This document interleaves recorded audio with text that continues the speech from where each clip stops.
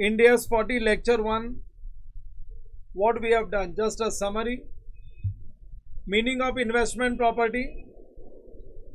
Investment property is nothing but investment in land, building and both, but only with intention of earning rentals or for long term capital appreciation. Long term capital appreciation मैंने example दिया, अगर मैं investment करूं कोई commercial premises में या residential premises में और वो प्रीमाइसेस में किसी इंडिविजुअल को रेंट पे दूं या वो प्रीमाइसेस में किसी कंपनी को रेंट पे दूं, लेकिन अगर इंटेंशन रेंट कमाना है तो फिर वो इन्वेस्टमेंट प्रॉपर्टी इंडियाज 40 अप्लाई होगा।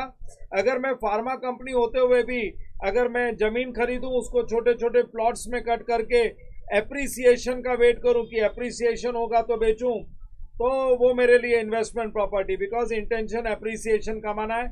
आई am not dealer in plots, I am not builder, मैं प्लॉट्स जमीन खरीद के बेचता नहीं हूं, मैं फार्मा कंपनी हूं। I am a dealer in car, मैं प्लॉट ही खरीद के प्लॉट बेचना चाहता हूं, एप्रिसिएशन, अगेन एप्रिसिएशन कमाना चाहता हूं, सो ये मेरे लिए investment property. I am not a dealer in these items, so मेरे लिए इन्वेस्टमेंट प्रॉपर्टी मानी जाएगी। अगर मैं फ्लैट परचेज कर रहा हूं, टाइम बिंग रेंट कमा रहा हूं और एप्रिसिएशन जब आएगा ना, जब कैपिटल एप्रिसिएशन आएगा तब मैं एप्रिसिएशन आने पे इसको बेच दूंगा, तो फिर से मेरा इंटेंशन है एप्रिसिएशन कमाना, then it is investment property. So rent या एप्रिसिएशन कमाना इंटेंशन है तो इन्वेस्टमेंट प्रॉपर्टी। लेकिन अगर लैंड एंड बिल्डिंग मेरी खुद की है और मैं मेरा खुद का बिजनेस चला रहा हूं तो वो इन्वेस्टमेंट प्रॉपर्टी नहीं, फिर वो India 16 owner occupied property use for own business. अगर इन्वेंट्रीज, अगर मैं डीलर हूं, अगर मैं बिल्डर हूं और मैं प्रॉपर्टीज परचेज करता हूं और बेचता हूं, कुछ अनसोल्ड प्रॉपर्टीज मेरे पास पड़ी है तो वो इन्वेस्टमेंट प्रॉपर्टी नहीं, उस पर इंडियाज 2 अप्लाई होगा क्योंकि वो इन्वेंट्री मानी जाएगी। अरे लैंड एंड बिल्डिंग, भले ही लैंड एंड बिल्डिंग है but I am a dealer, मैं ऑर्डिनरी कोर्स ऑफ बिजनेस में डील कर रहा हूं। अगर मैं कॉन्ट्रैक्टर हूं और मैं कॉन्ट्रैक्टी के बिहाफ में बिल्डिंग बना के बेच रहा हूं तो मैं सिर्फ कॉन्ट्रैक्ट प्राइस लेने वाला हूं, ये मेरी इनकम है, रेवेन्यू रिकॉग्निशन का स्टैंडर्ड आएगा। और अगर मैंने फैक्ट्री को अबेंडन कर दिया, पुरानी फैक्ट्री को नई फैक्ट्री में प्रोडक्शन को शिफ्ट कर दिया और पुरानी फैक्ट्री को सेम कंडीशन में बेचना चाहता हूं बिना कोई काम किए, सेम टू सेम कंडीशन में, आज कोई कस्टमर मिल जाए आज बेच दूं, तो इंडियाज 105 विल बी एप्लीकेबल। फिर उसके बाद में हमने डील किया था 3 इंपॉर्टेंट केसेस। अगर मेरी प्रॉपर्टी वेकेंट है, कोई टेनेंट मिला नहीं है लेकिन इंटेंशन टू अर्न रेंट है तो वो इन्वेस्टमेंट प्रॉपर्टी।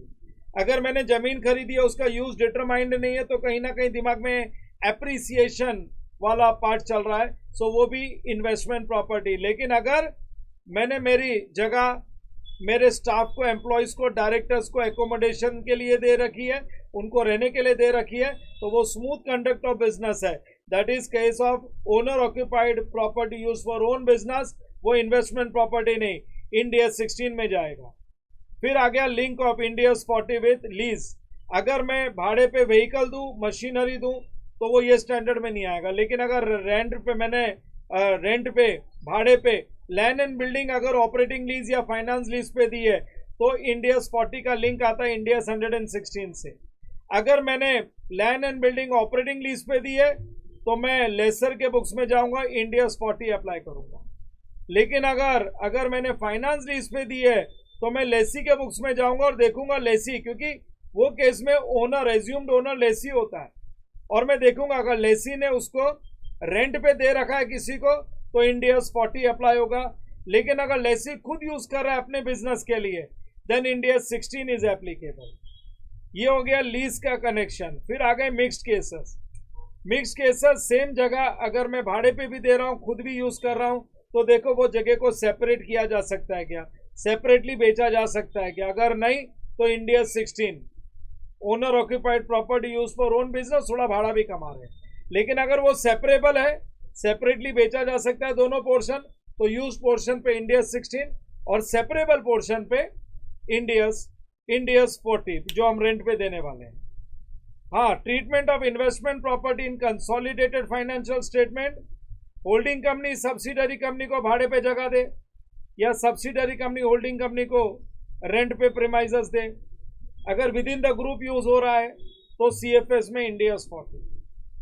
लेकिन अगर ग्रुप के बाहर दे दिया, सीएफएस में है ही नहीं, होल्डिंग ने सब्सिडरी को दिया या सब्सिडरी होल्डिंग को देगा और वो ग्रुप के बाहर किसी को फर्दर रेंट आउट कर दिया, then in that case CFS में भी इंडियस 40, सीएफएस में भी इंडियस 40.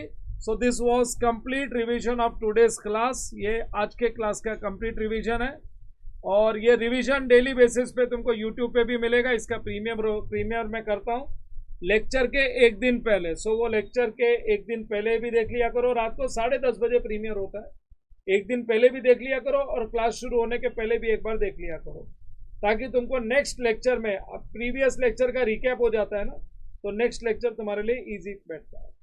चलो bye bye, that's it, we will end up today's day. Have a nice day, keep working, keep studying.